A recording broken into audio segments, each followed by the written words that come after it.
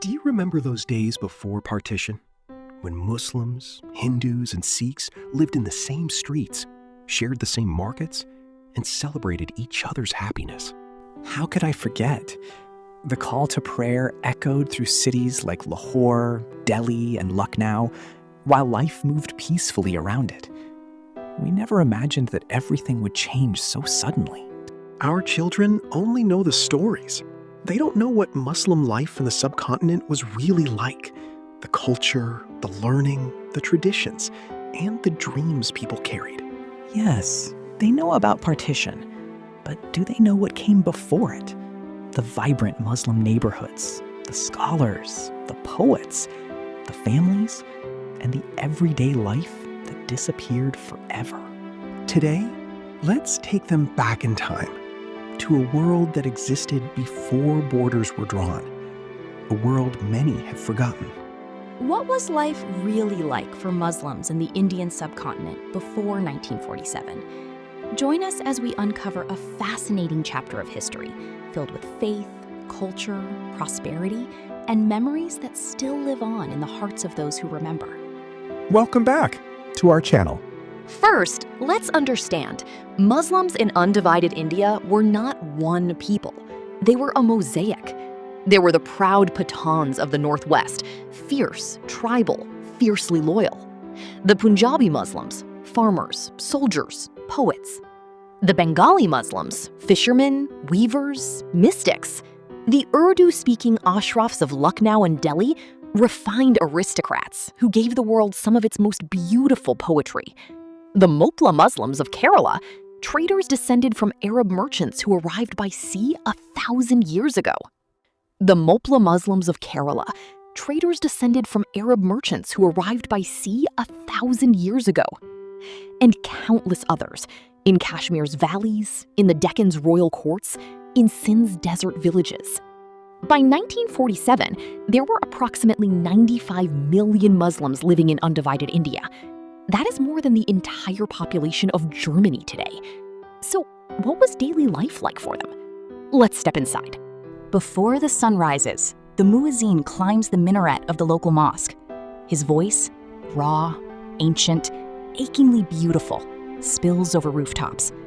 Dogs stop barking. The city holds its breath. A Muslim household stirs.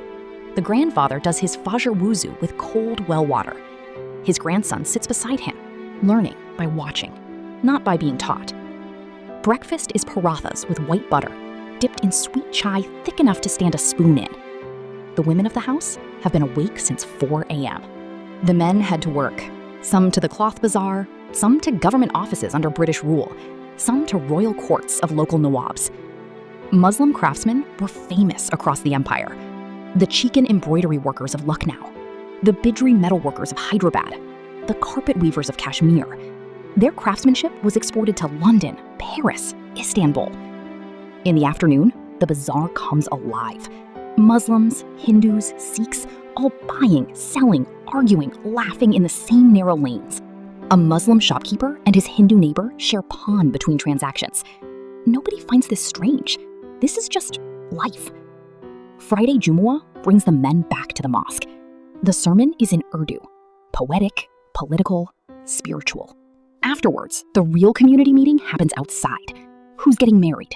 Who needs money? Whose son passed his exams? This was Muslim life. Rooted, rhythmic, remarkably alive. If you want to understand pre-partition Muslim culture, you must understand 3 things: poetry, music, and the saints. Urdu poetry was not just literature, it was life itself. The mushaira, a poetry recitation gathering, was the social event of the season. Rich and poor sat together. A poet would recite a single couplet, and the audience would erupt. Wah wah, kya baat hai!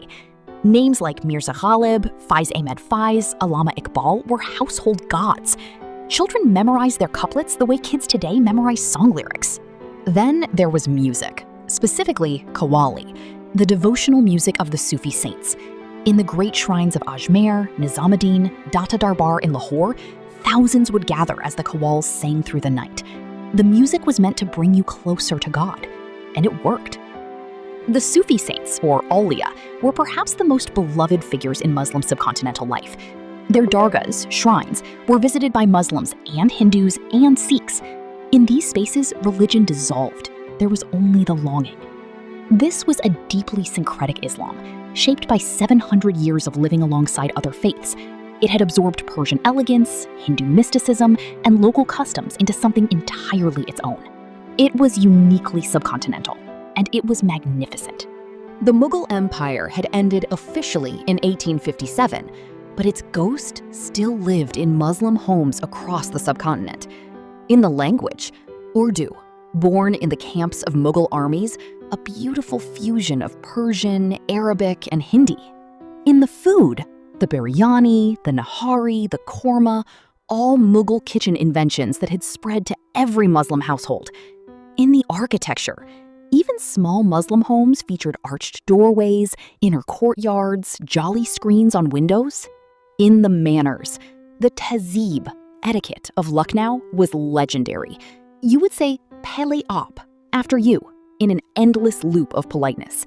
Elders were addressed with elaborate honorifics. Guests were treated like royalty.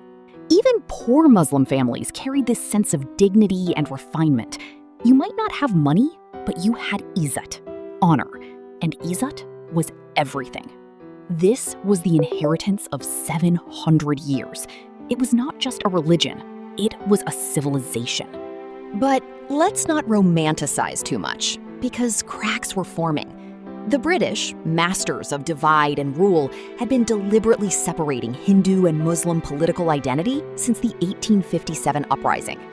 In 1905, they partitioned Bengal along religious lines, then reversed it after massive protests. But the damage was done.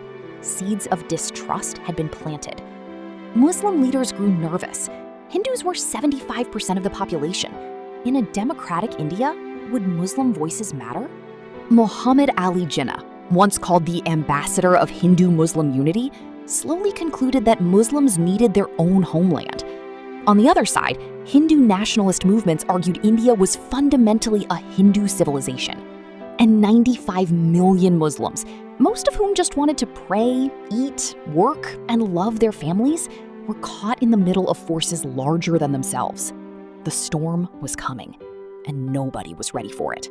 August 14-15, 1947. Two nations born in 72 hours.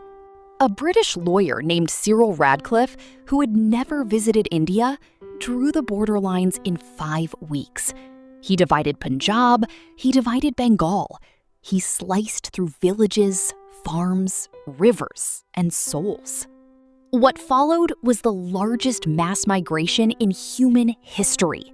14 to 17 million people displaced, between 200,000 and 2 million killed. Estimates vary because nobody was really counting. Muslim families who had lived in Delhi for 400 years packed what they could carry and walked toward Pakistan. Hindu and Sikh families who had lived in Lahore for generations crossed the other way. A Muslim woman left her home in Amritsar. She locked the door, left the key on the hook, fully believing she would return in a few weeks when things calmed down. She never went back. In Lahore, a Hindu family abandoned a business their grandfather had built. In Delhi, Muslim neighborhoods that had existed since the Mughal era emptied overnight.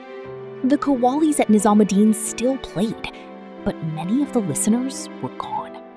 A civilization, layered, complex, beautiful, messy, had been torn in two. Today, the Muslims of the subcontinent are divided across 3 nations: Pakistan, Bangladesh, India. But something of that old world survives. In the biryani cooked the same way in Karachi, Dhaka, and Lucknow. In the Urdu couplets quoted at weddings across 3 countries. In the Sufi shrines still crowded with longing hearts. In the tehzeeb, the courtesy, the hospitality that subcontinental Muslims carry wherever they go in the world. The border divided the land. It could not divide the soul. And perhaps that's the most remarkable thing about the Muslims of the subcontinent. They built something so deep, so rooted, so human, that even the violence of history could not completely erase it. That world is gone, but it still breathes in us. Pause. Music fades. If this video moved you, share it with someone who needs to know this history. Drop in the comments, where is your family from? Which side of the border? And subscribe, because next week we go even deeper.